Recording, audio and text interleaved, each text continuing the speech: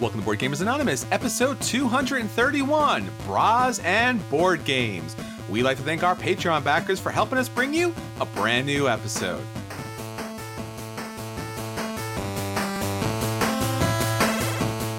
Welcome to Board Gamers Anonymous, the podcast about board gamers and the insane fun we have at the table together. This is Chris. And this is Jen. Hey, Jen, how are you? Hey, I'm doing pretty good. How about you? Good. So everyone, I really like to introduce a good friend of mine, Jen. She is a hardcore board gamer, so much so that she can actually even speak German, which is really super cool. That's how it happened. It wasn't the other way around. It was definitely the other way around. It was, when she was like, oh no, I've been to Germany and I could speak German. I'm like, oh my God, we need to be friends. Exactly. It wasn't the fact that we were playing something at the time. No, it's the German. It's the German, Jen. I mean, look, there's nothing more awesome than German board gaming. So, if someone can drop some German at the table, it's always a good thing. Or read the rules. It helps. Yes, definitely read the rules. All right. We'll see about that. I got your back. Yeah. So everyone knows that Anthony is on assignment. He is off at Cooperstown learning about baseball. And once again, thinking that possibly baseball is as good as board games. But Jen, we know that's not true, right? It could be close. I don't know. I'm not into baseball, but I definitely hold board games to a dearer place in my heart. So much better. Jen, did you happen to see the World Cup? I didn't see it, but I heard about. I saw I saw bits and pieces, but I am so proud of our team. I can't believe. Well, I can believe it, right? But it's amazing that we went that far, and I'm sure, not having seen all of it, I'm sure all the teams played well, but we excelled, and it's a source of pride, I have to say, having lived in Germany and that soccer is such a big part. Fun fact, soccer actually really helped during the reunification of Germany after the whole East-West thing, because it was the first time that both teams played together, or both sides of Germany played together. Wow. They won the cup. And so, yeah, that's how important it is over there. And so to be able to participate like that, our country is participating and being recognized and respected for our soccer team it's so meaningful to me on a few different levels. Yeah, I mean, anytime that we get to participate, and once again, German kind of stuff, we're all down for it. So once again, big congratulations to the women's team. Fantastic victory, fantastic representation, and just some really great games all around. So that's pretty much what's going on in the world. But Jen, did you happen to know that Spiel des Jahres recently popped up? And I don't know, are you someone who follows the Spiel des Jahres, or is it just something that you hear about every once in a while? I am aware of it. My boyfriend, his uncle, they're German, his uncle buys Spiel des Jahres every year. And so it was something I was made aware of while I was over there. I keep an eye on to see if I want to buy it, but I'm so glad that they split the sections so that there's the Euro games or the Kinderspiel, and that there's the family games, because I remember being given code names as a present, and my boyfriend was like, wow, that's game of the year. And I was like, is it? It doesn't feel like game of the year. It feels like a great game, but it doesn't have that same feel. So I'm so glad that they split it. So I'm looking forward to, I've not played either of that. So obviously I haven't played the kids game yet, but I have it. I'm really looking forward to playing both of the winners. Yeah, so the Kinderspiel for the children was Llama by Rainer Knizia. The Kennerspiel, which typically is, they consider a heavier game because typically they're looking for more of the gateway kind of situation.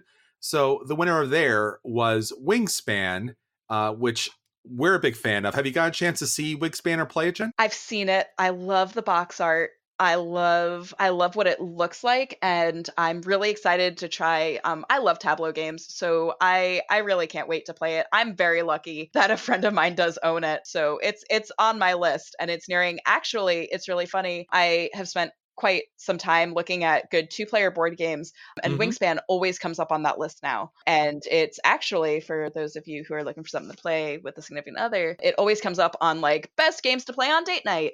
Especially if you're a bird lover. Yeah. Especially if you're a bird lover or an art lover. Oh, that story about the bird lovers is just, it's so great. It turns out that ornithologists or birdwatchers generally are pretty close, at least in their skills and abilities to watch birds out in the wild, to identify small minutiae of certain things. So patience and being detail oriented. Turns out they're awesome board gamers and they're really into the hobby. So when Wingspan came out, turns out, so I guess some board gamers who were into bird watching picked it up, and it became this phenomenon.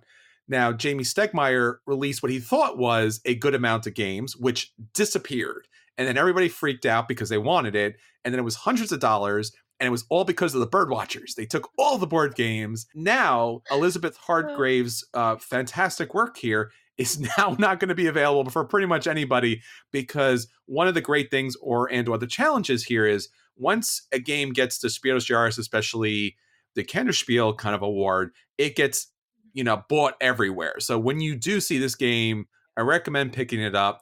It is thematically perfect almost in every single way. It's a tableau builder. You put the cards down, you use the food that they would normally eat as a resource. You also place them in their correct habitat. So there is actually scientific knowledge that goes into the game, into the birds. I'm on a Wingspan group. I don't own the game. I would love to own the game. And all the time, these bird watchers are like, oh, I saw this bird. It's in the game. It's doing this, which is identical to that. And I'm just like, my mind is blown. But I mean, I guess that's the value of board gaming, and fantastic to have another women designer out there win the Kinderspiel. So congratulations to Elizabeth and everyone at Stonemaier Games and everyone who had a hand in this game. She sounds like quite an amazing woman. She is. And she's been featured in the New York Times and a lot of different other mainstream publications. So everyone's really happy. Now, the Spiel des Jahres, which tends to be the big award, at least for the general public, the winner was just one. And that's the name of the game, just one. Let's not do an Abbott and Costello routine. It was literally just one.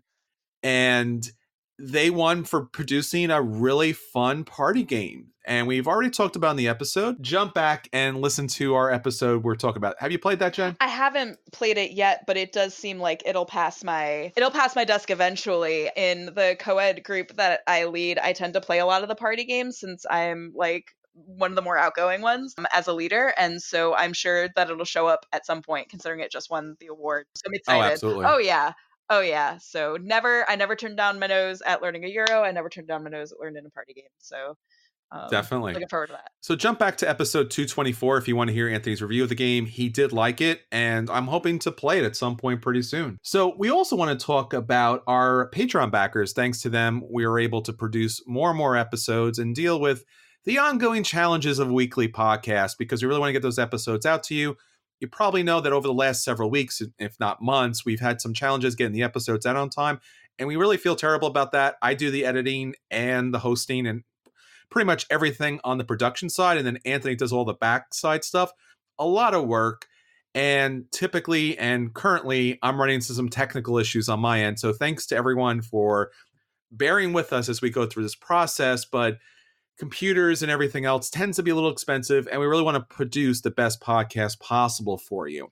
And our Patreon backers allow us to do those things, and in thanks, we do our weekly contests. So if you're not a Patreon backer, you should check out patreon.com/BGA and find out about our contest, because we are that crazy podcast that gives back the money to you in the form of board games. What? I know, right? Why are we doing this thing? Yeah. It makes no sense. My computer's falling apart, but yeah, board games. But yeah, I'll give them to you instead of me. So this week, Anthony came up with another contest where he wanted everyone to have pictures of them board gaming, and there were a lot of great entries here, and it was almost impossible to pick. But one Patreon backer went above and beyond, and that was Ryan. Ryan did this very kind of like throwback medieval looking dress and picture, even with the filters on top of it, of Love Letter, and this very kind of ornate and over the top kind of look. So we're going to make sure to post that on the Facebook page so you can take a look at it. Ryan, you'll be receiving a game in part thanks to our friends at Game Surplus. They've been a big help to us sending these games out, and we're so thankful for them. And everyone, there's a new contest next week. We'll change it up, make things new and different. And thanks to everyone out there who lets everybody know about BGA. So, Jen, we have a lot to talk about on this episode, and especially our feature review, which is bras and board games, which was your suggestion. Hey, gotta gotta go for it when you have when the idea pops, you gotta go for it, So All right, so that's what's going on with BGA. Let's get on to what's going on with our listeners. What's our question of the week? So for this week's question of the week, we are talking about if you were a game designer, what would you include in your design of that board game? So we had a lot of great responses, and it turns out we have a lot of great game designers as part of our group. Scott said, I dabble in game design already, and my ideas are pretty broad in theme mechanics as well as my taste. So pretty much anything goes, bar social deduction trivia games, which I get that. That's totally I get that. Chris had a really interesting one, learning different dance steps that you could then sequence into choreography and pair with music of varying types. He's not too sure about the mechanic, but I really like the theme there. Yeah, there's like this DJ turntable thing you can combo that with that I forget what it's called. It's very popular like a year ago. Yeah, Drop Mix, I think. I think you can get it for like $20 now out there. Yeah. Yeah. Some partnership opportunities. Definitely. Amy had a similar idea as far as the performing arts is concerned. She said she'd probably start off with some musical theme, maybe building a band or rehearsing with an orchestra from a concert. Not sure what the mechanics would be, as it would require good balance between mechanics and theme, trying to find a way to make it accessible, but also trying to make it fun for classically trained people. I love this idea. This sounds like a wingspan in the making. That is sick. That is, you said her name was Amy? Amy, what you doing on Tuesdays, Amy? We got a girls game group for you. Yeah, and then for some reason, this rando guy, Tim, said probably a fantasy game, about mages learning about magic and maybe spears of magic that you could blend together to make more powerful magic. I don't know, Tim. It sounds like a crazy outlandish job, and I don't think there'll ever be a game made of it. No. Don't quit the day job. Yeah, for everyone who doesn't get the sarcasm, Tim is a fantastic game designer, and he has a game just like this, but he goes with the humor here. He's actually quite talented in his design. So, Jen, what do you think as far as a game? How would you design it, or what would you put into it? So I'm like a lot of you. I'm unclear on what the mechanics of my game would be. My favorite game is Citadel, so maybe something like that. So my favorite piece of that is that your roles. So like, I love games where like you have roles that have special powers, but my particularly favorite part of Citadels is that role changes, and so you're not locked into a strategy, and you're not locked in really to one power that you have to learn over time. So it'd probably incorporate something like that. I don't know how. I'm also struggling right now to think of a theme, except that a friend of mine, a joke that we have is we always fight over the blue pieces. I say this all the time. If I'm not blue, I will lose, and that's because when I am strategizing, if I look at the table and I see the blue pieces, I will always think a few steps forwards as if I'm blue, and then I have to like come back and be like, oh man, but I'm yellow this time. And so, but like my friend James also loves to be the blue pieces, and so I joke around that if we ever designed a game together, we'd have to have like different shades of blue. And I think I might have started making this joke before I found out that he's colorblind, so I don't know if that would actually work. But yeah, so blue being my favorite color, and it also being like a large joke between a lot of my best friends and I that blue is my favorite color, might be something themed towards that, like oceany or I don't know. What else is blue besides the song that I'm about to break into? All right, well, I'll stop you before you break any copyrights. But yeah, please do. I have a similar issue, and it wasn't intentional, which is I always play green. Now, green was not an initial choice. I do like the color green. It's very green. But, the game group, Anthony and Daniel and Drew and the people I used to game with, they would always pick red, blue, and yellow. So green was always the secondary color that was available. And I'm that kind of guy. I'm like, cool, I'll just take whatever's available. I don't care. But we gamed so much together that I always played green. So now if I play a game and I don't play as green, I'm constantly moving the wrong piece or thinking, oh, I'm over there. I'm planning my next move. I'm taking my next move. Yeah. Why are you doing that? Because I'm over there. They're like, nope, you are not over there. I'm like, damn it. To the point where I will tell people at the beginning of the game, look, you can play green. Just want you to know, I'm going to move your pieces throughout the game. It's going to be harder for all of us. The best part is when I play with James sometimes is like if we're playing something like Ticket to Ride where there's like a during the game like point counter mechanic, we will move each other's pieces by accident. and then have to like resubtract the points, and then it's a mess, but it's great. He's one of my favorite people to play with. Again, I keep gathering mathematicians and scientists for some reason, so I guess I like being at a disadvantage, but that just means my wins are like so much more earned. Well, I'm gonna have to do a big shout out to all the people who allow me to play green, and those people who I allow to play the green. I apologize for moving your pieces. But I guess, Jen, going along with your idea, my game would be obviously very green. So maybe it would be something along the lines of some sort of like save the earth, kind of regrow the land, plant trees and stuff. I like the idea of incorporating social justice and social activism in board gaming. And I like the idea of, you know, a competitive game that doesn't have a competitive goal to it. So it's not about killing the other troops or crushing the other business, but is in doing the most good possible. So it would probably be a green game through and through, down to like recycled components. That would be so interesting. I wonder, I mean, now this would be so much more work, but if you made like a competitive and a co-op version to that, although my mind immediately then was like, what if there was a trader component and somebody like had to play pollution?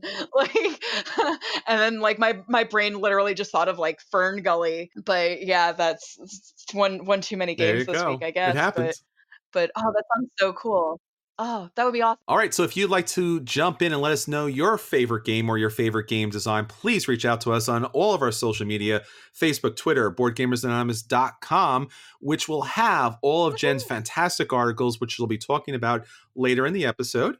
We also have our guild on Board Game Geek. We really want to hear from you, so join us and let us know about all the great things that you are doing in gaming. All right, Jen, so that's everything that's going on with our listeners. Let's get on to the games that we want to get to the table. Let's talk about our acquisition disorders. I recently walked into my Sunday group and they were playing this game called Treasure Island, and it was pretty sick. So I walk in and everybody's got these like blinders, and so immediately I'm like, oh man, it's on. It is on. And so from what I gather, everybody's playing as pirates, and it's like semi co-op, but also like one person wins in the end. And so you're all trying to beat basically the dungeon master, who is Long John Silver, in finding the buried treasure. And it's got a very like cryptid vibe where I don't know the exact mechanics, but from what I gather, everybody has some information.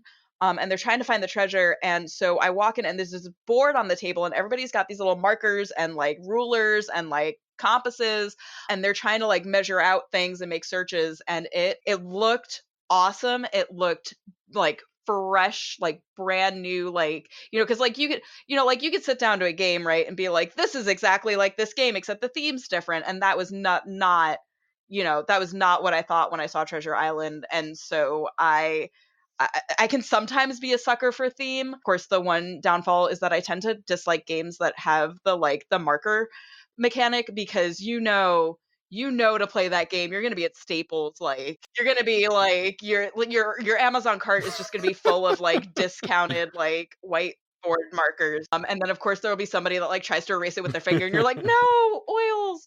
But it looked sick and I can't wait to play it. A friend of mine owns it, so I'm sure I'll get to play it soon. You know, I had a Sea of Thieves sort of, that's a video game of pirates. I had a Sea of Thieves era of my life, and so I might just go back into that pirate era of my life full throttle with the playlist that I had. Yeah, it was exciting. I mean, you got to crew a ship with 3 of your best friends and like get drunk and like throw people off boats. It was great. Yeah, and I just remember we had one rando on our boat named King Loki, and we were like, oh man, like how much chaos could he cause? And he caused all of the chaos. So yeah, pirate themed anything, I guess. I'm learning about myself. That's what we do as adult human beings. What's on your acquisition list? Well, I'm looking at a game that I'm either going to really love for personal reasons or utterly hate with a blinding kind of rage here. I'm a Star Trek fan. I mean, that's pretty obvious, you know, as far as the podcast is concerned, and why shouldn't everyone be a Star Trek fan? Yeah, but Star Trek, WizKids is coming out with a Star Trek game because they have the IP. Star Trek Conflick, not conflict with a T, but flick as in flicking a disc in the neutral zone. So this is a dexterity game utilizing the Star Trek universe. I Oh never my thought I would say gosh. that in a sentence, but here I am. Oh my god. Yes. So Yeah, go on. No, is this it crazy? sounds exactly how you described it. Like you'd either absolutely adore it or like just be like, I'm done with this. Yeah, go on. Yes. Yeah. Exactly. So, what you're doing in this game is obviously you're flicking discs at other ships, which are also discs. There are round discs that you're trying to flick at the planets in order to Mhm. gain resources, to buy other discs, which are other ships. And there are other discs that are there to attack. So they're not round, they're octagonal, Uh-huh. and they are just there to knock other Uh-huh. players around. So, it's a flicking game, and I get that. Beyond that, it looks completely silly and ridiculous as you have the Blue Federation discs and you have the red Mhm. Klingon discs, and you have this mat that's like generic as can Mhm. be. Now, that being said, it has a lot, if not the vast majority, of the ship cards representing the real Okay. ships. And you do have the chits to flick.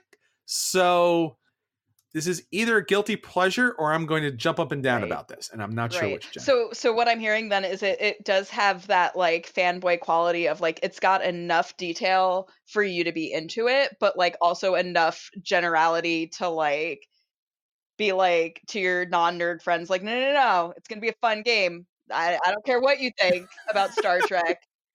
Like is that the sense I'm getting? Yeah. Yeah. Yeah, that's pretty That's a much hard it. I line. mean, and like you Yeah, said, yeah. like it's a hard line and doesn't, and then obviously it's not going to because it's a dexterity game, but I don't know how I'm going to be okay with flicking the Enterprise, but I guess at some point I will find Immediately out. when you started telling me about this, I just imagined like an episode of Star Trek where they're like have lost control of the ships and they don't know why, and it's because these like meta gods are flicking the discs in a board game. I just like Nice. if I Nice. had art skills, I would make so many cartoons about board games. It'd be great, but I don't have those skills unfortunately. And I mean that's a perfect theme, Jen. If they would have went a little bit further and called it like, cue flicking or something, something else as far as that's concerned. Hand of the Gods or something. I don't know, like some Perfect. kind of like high poster like, you know, yeah, yeah, I've watched Star Trek. There you go. Nice. Welcome to the Yeah, podcast, Jen. Not like that woohoo! Anthony Yeah, that was guy. the entry, that was the ticket, yeah. It's a baseball guy. Jeez, some people. Star Trek, man, Star Trek. Yeah. All right, so that's our acquisition disorders. Check those games out if you're interested. All right, Jen, let's get on to the games that hit the table, games that we actually have played. And let's let everyone know if those games are a buy and they should run out and buy them. If those games are a play and they should sit down and play them. The games are a dodge, they should avoid them. Or if those games are the dreaded burn and they should flick them into the fire. All right, so that's everything that we want to get to the table. Let's talk about the games that we have hit the table. So for this week, we're going to let you know if those games are a buy and you should pick those games up. If those games are a play and you should sit down and play them. Those games are a dodge and you should avoid them at all costs. Or if the games are a dreaded burn and you should flick them into the trash bin. So Jen, what do you have up first? So a game that's on my table that is never actually physically hit a physical table for me is Hadara. It's a great game. It came out in March. And when it came out, it also came out on this website that I use called brettspielbelt.com in order to entice people to buy it, which I think is really cool. First of all, that I get to play a $60 game for free repeatedly. And second of all, that we've hit this sort of really cool marketing thing where, board games bring people together. So why not help bring people together from a bunch of different places? And so in Hadara, you want to focus on tracks to get points because you win by getting the most points. It's that kind of a game, like most kinds of games. It's what I would say is a Euro. And so in Hadara, there are 3 epoch that have 2 phases in it. And so to increase your tracks in Hadara, you have to buy cards using money. And so money is one of the tracks. And of course, each card correlates to a blue, red, green or yellow track, and when you've earned enough like status on the blue or red tracks, you get to on the red track buy a city or have a city, and then you decide what you do with it. You either sell it for money or you flip it over to get higher on tracks. Or on the blue track, you build statues, and those statues give you points and also help you to go higher on the tracks, thus leading to this cycle of buying cards, upping a track, getting points, and so on and so forth. And so in addition to cards correlating to those colors, in Hadara, there are also these purple cards, which are wild cards. And so sometimes they'll have tracks on them, but most of the times they're powers that you can have to help you. And so a really contentious, I play this mostly with my boyfriend, and a really contentious card in our relationship is this card where you can buy medals which help with endgame scoring for cheaper at the end of a round. There was one time we played, and we usually play 3 times in a row, and all 3 times he got that card and all 3 times he won. And so you can decide if you play it, if it's an OP card. Yeah, we tend to fight about that card, but not a real fight. It's fine. Anyway, moving on. In Hadara, I think that's about it. I mean, I love the game. I play it. Like I said, I play it 3 times, 3 times in a row every time I play it. And so that's like 2 times a week.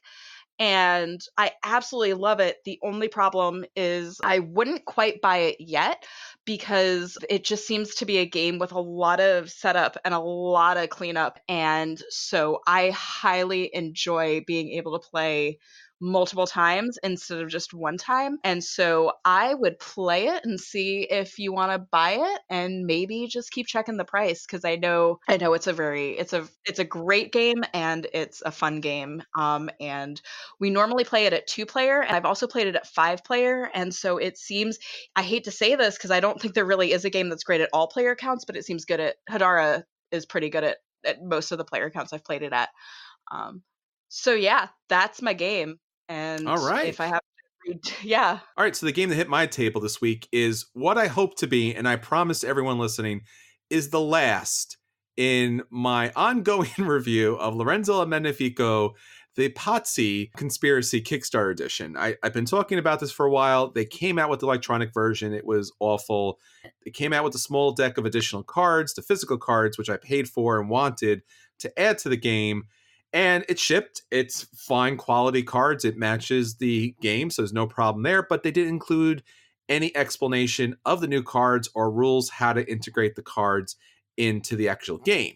Now, the Kickstarter had a spreadsheet and then eventually had printed rules that you can print out yourself, which I kind of found to be problematic because now you had X number of even more sheets for this game. And if you've ever played Lorenzo Magnifico, it's a tableau builder that has a ridiculous number of cards that you're going to purchase. And now you had another 4 or 5 sheets to add to the game. Let's talk about playing with this expansion. This expansion adds more cards to the game. It doesn't do anything beyond that. Now, there are several ways to incorporate the cards into the game itself. But in general, if you want to play with the expansion, you have to ensure that more cards get in here than not. Otherwise, the expansion itself is pretty watered down. Now, what the expansion's trying to do, beyond just having some additional cards, is, for this Kickstarter one especially, is it has a lot of take that cards. So, of course, you will have some special features like the laborer allows you to utilize your harvesting at whatever maximum capacity you want to, and the same thing with the artisan apprentice. And, those kind of benefits and bonuses are really interesting and dynamic. It introduces some mechanics where getting rid of cards, destroying cards as part of your tableau will give you additional cards or special benefits. It also allows you to utilize some of your immediate benefits of previously stated cards. There is a little bit of a mechanic where, depending on the number of players, you have to pay that cost. So throughout the game, you will take a look at the cards that are available, and if you see a silhouette of a person, that is going to utilize that mechanic. So you might have to pay military or other types of resources in order to do something else. Now, if you do have to base your decision on a number of players, it typically means it's going to be an attack card. So you will be able to attack players. For example, the siege tower allows you to take either 2 workers or 3 points from another player. There's another card that allows you to take money in the game. So you do now have to incorporate the fact that you are going to have to give up resources at some point if people take those cards, and to plan for that as well. This game is very tight as far as resources are concerned to begin with when you're building your tableau. So it does slow the game down a bit. It does randomize the game a bit as far as if those cards are going to come out, if someone's going to purchase those cards. It does allow some more general uncertainty if certain cards are going to come out at the end, especially those big bonus cards. So you're never quite sure what card row is actually going to be the best. There are also cards that will actually destroy other players' cards in the game, which will slow down tableaus again and kind of even things out more or less. I didn't hate this expansion. It was fine. It adds more cards to the game. Some players were a little bit thrown by the fact that now other players can mess with their stuff, because Lorenzo, up until that point, had been basically a solo game that every once in a while you had to pay more to go and purchase a card. So for Lorenzo, the Kickstarter expansion, but you can pick it up retail, the Pazzi Conspiracy, I give it a play. I think it's fine to add to your game. If you already have the 5th player expansion, you don't really need this, but it does open up the game to some new combinations, and that's generally fun. All right, so that's everything that's hitting our table. Let's get on to our feature review. So for a feature, tongue went too fast. Yeah. Wow. That's my life. So for a feature review this week, we are talking bras and board games. So Jen, since you came up with that wonderful title, why don't you talk about that title itself and why it's important?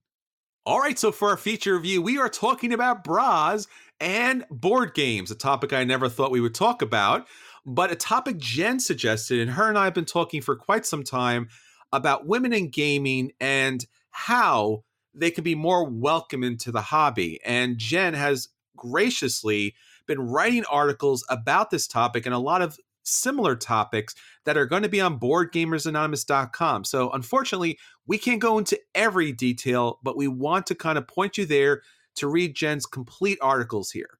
So Jen, tell us a little bit about you as a board gamer and a little bit about the title, Bras and Board Games. Yeah, so I'll start with the bras and the board games because I know that's what people are wondering about, because it started off quite genuinely. It started off as just a really cute alliteration that I've had in the back of my mind since I started an all-women's board gaming group.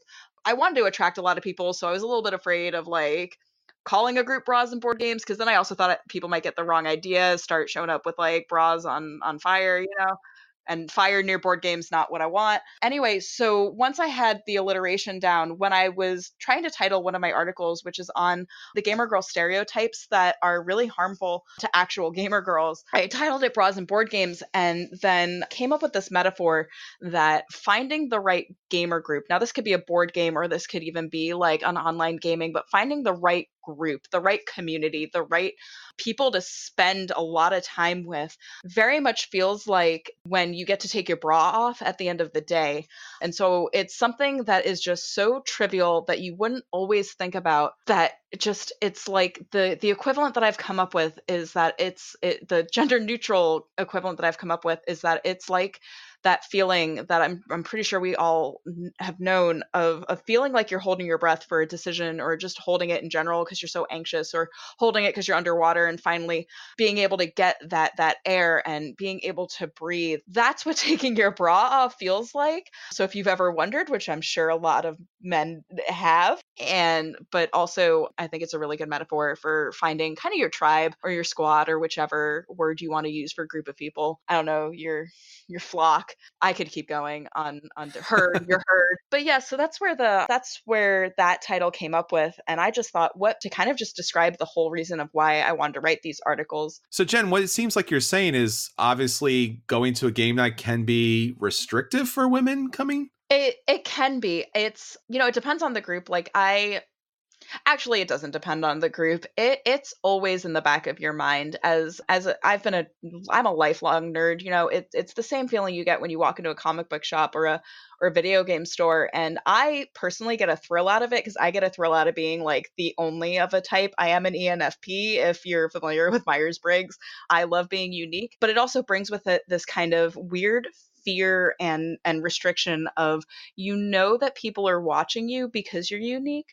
And I have a lot of empathy and I have a lot of sympathy and compassion, really, for the need and want for human interaction, and the need and want for romantic human interaction. So there's that, like, it's a new woman, it's a new girl, I wonder what her thing is. And there's that. And then there's also, I feel like I'm getting off track because there's so much I could say, so I'm just going to go back to the articles. It just, there are microaggressions, and I don't want to sound like that flaming feminist, right, that people hate, but there are these microaggressions that even if you're the nicest guy, you can't really impact, or you're not always as aware of it as I am, that these gaming groups happen in a small, like usually in small confined places.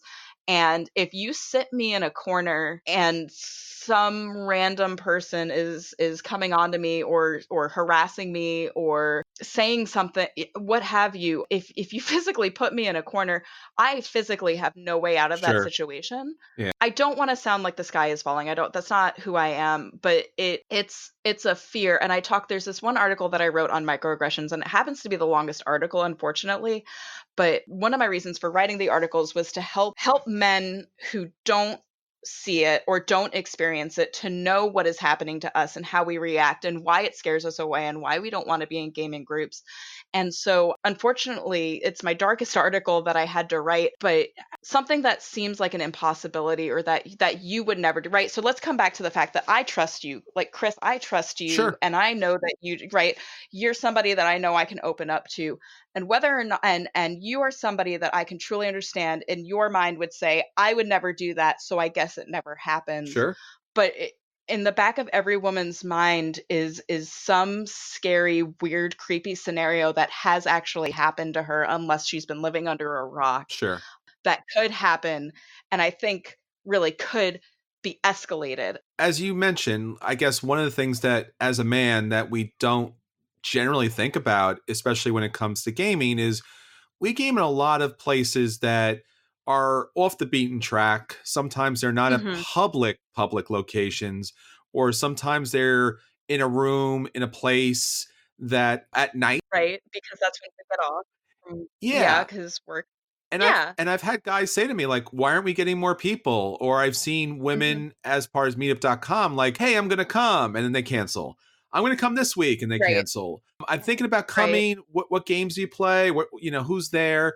And then I often tell the group, I'm like, we do have women who come to the group. You should also RSVP to let other women know that it's a safe space, so to speak. But that is huge. Yes. But we often don't recognize, especially since we're gamers and we're a little more chill, is that men just in general are big dudes, and we don't understand a lot of big dudes in a space that is, as I mentioned, even if it's a public space, a space that's a little bit off to the side. Now you have a situation where a bunch of dudes in a off the side space are surrounding you.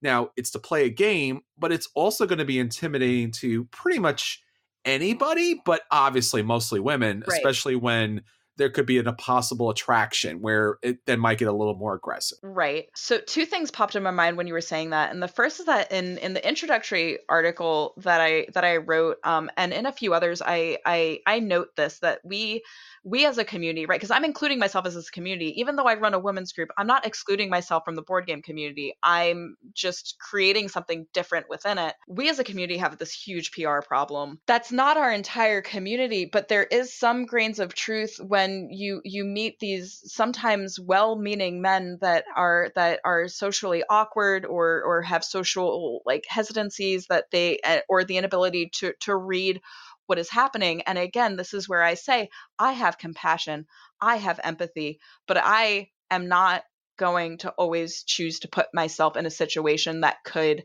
negatively impact me. And in the microaggression article, I do write about there are psychological microaggressions and there are physical microaggressions. And if we just work on them together, or even just, I hesitate to say if a man could step in, because one of my things is that women should be autonomous and be able to speak for themselves, but we're not always there yet, which pains me and makes me really sad. But we're not. And so I wrote about this, right? Because going back to the whole I called it romantic disinterest in one of the articles. This part about I could be interested in you, right? But at the same time, I came there to game. If you are showing hyper interest in me and you are also part of the only gaming group in my community, you have now put me in a spot where I do not get to interact with my hobby the way that I want to interact with my hobby. Because, and I get it, because you might be scared to ask me out because you're scared of rejection. But please keep in mind that, like, we want to come and we want to game. We don't come. I've heard multiple women say this. This isn't just something I came up with. We don't go to gaming to flirt and find a mate. We come to gaming because we want to learn the game. We want to win the game. And I think in experiences that I've had, it has been helpful for me personally, but this is how I interact, right? So for another woman, it could be different, but it's been really helpful when I developed a friendship where he said to me, "I'm here if you need me to."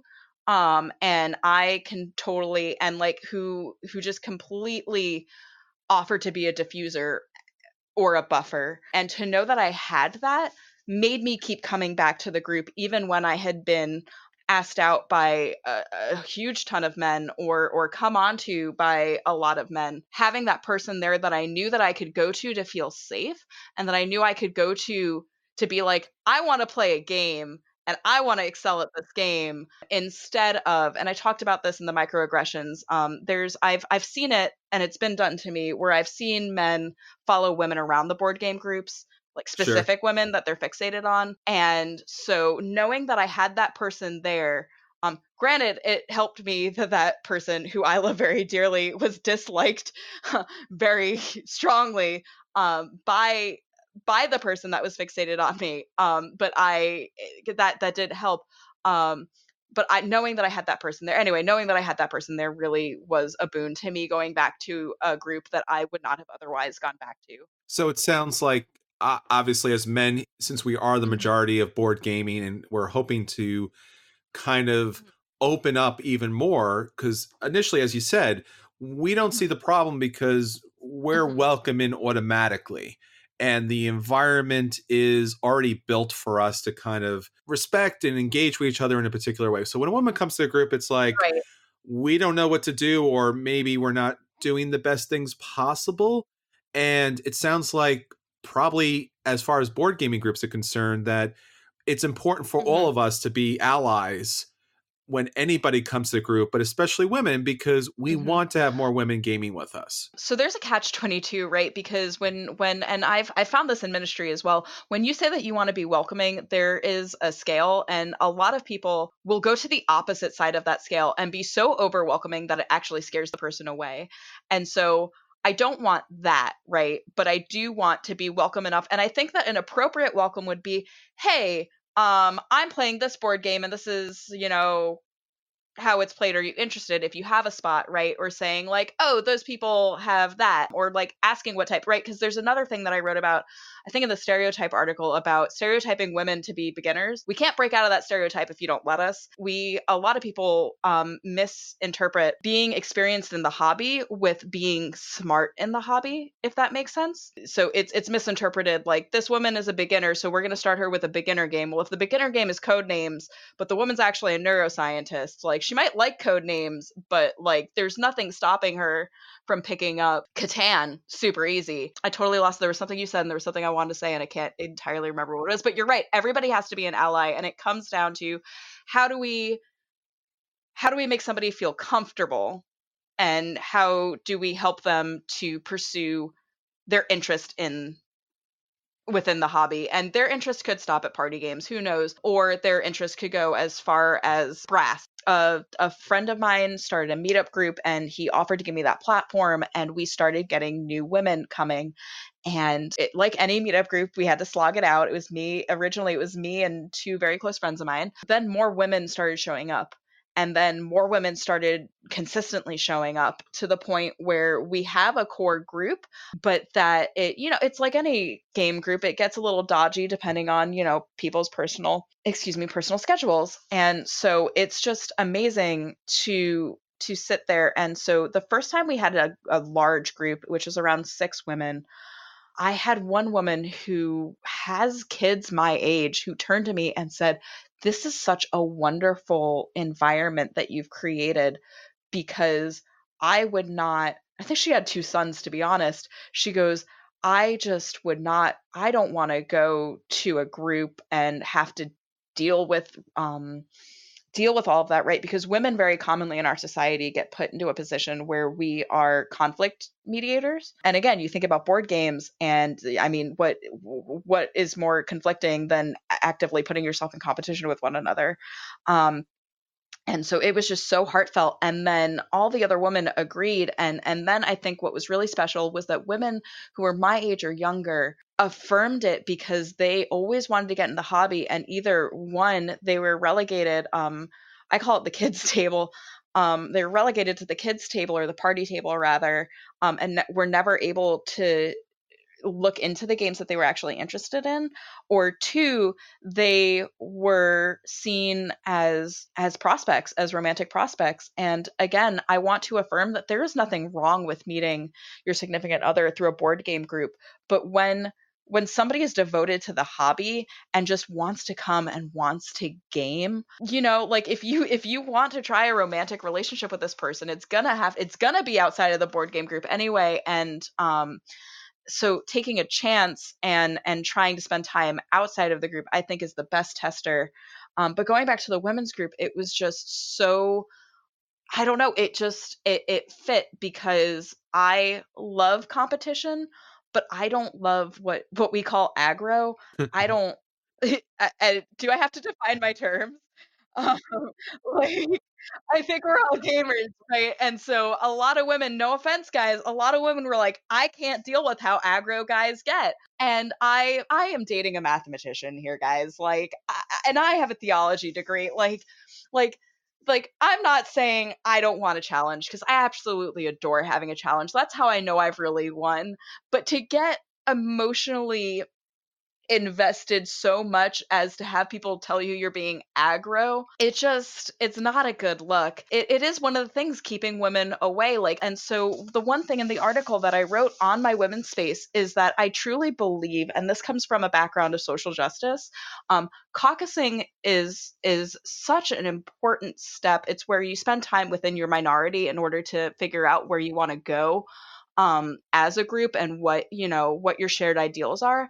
And it is so important. And I think that these exclusive spaces for women to feel comfortable and to feel curious about gaming and try out what they want to try out and get new recommendations. Like, there's one woman, absolutely adore her. She always had an interest in gaming. And then all of a sudden she came in, I think it was like last week, and she had bought like 5 games for her family to play. And I'm sure that probably would have happened over time without our women's group, but I do feel like we encouraged her, right? I love it. I love our barista. Shout out to Steph. She's amazing. She's part of the reason why Girls Game Night works. So if you are a woman and you are in the Bergen County area of New Jersey, Tuesday nights at Cool Beans at 7:30, it's a great time. Again, Steph's awesome. I'm awesome. All the women that come are awesome. Well, Jen, I'm really happy to see that you've recognized a problem that's obviously not just affecting you, but a lot of gamers out there, and you've taken super productive steps to make things right, and you found a way to do so. So for a lot of our gamers out there, this might be a great option for them.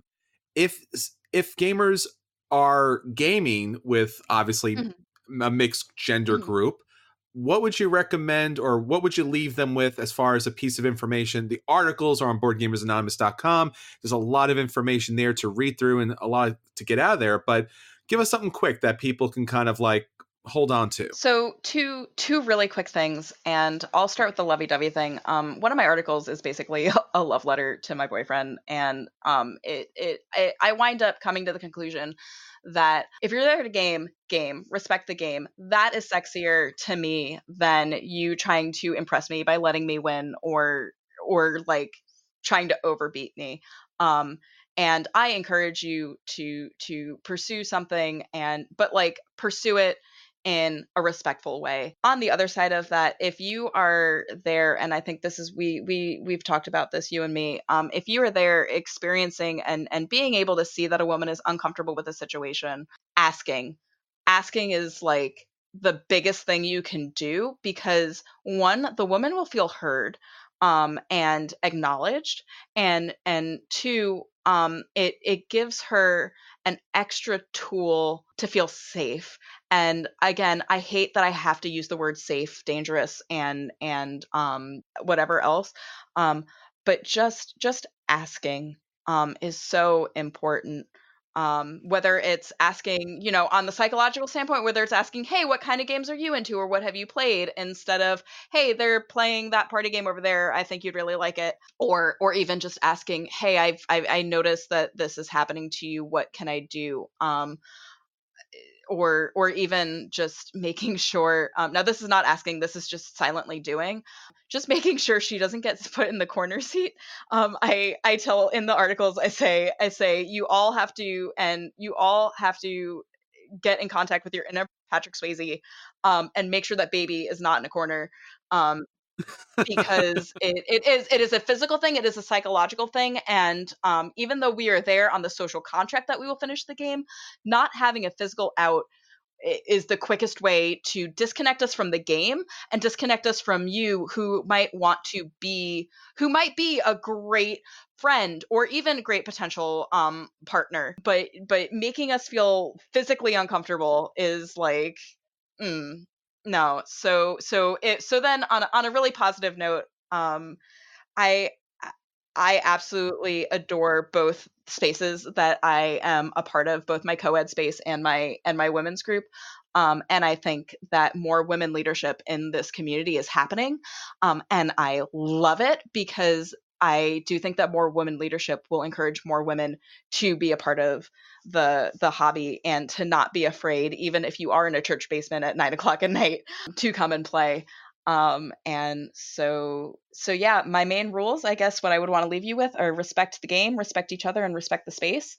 And I try to play by those rules, and I hope that these articles help you, also the listener and the reader, to play by those rules. All right, so check out those articles on BoardGamersAnonymous.com. Jen, thank you so much. We appreciate your articles. We appreciate you dropping some major knowledge on us this week. Yeah. And this is a conversation that obviously we need to continue to have in order to welcome more gamers to the table. I'm here for you anytime you need. Thank you for having me on.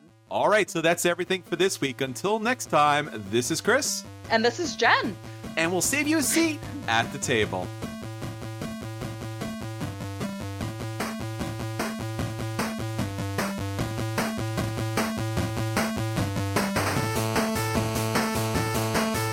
You're listening to a proud member of the Dice Tower Network, dedicated to bringing podcasters together for the greater good of gaming. It's sort of like Voltron, but with better lip syncing. Find out more at Dicetowernetwork.com.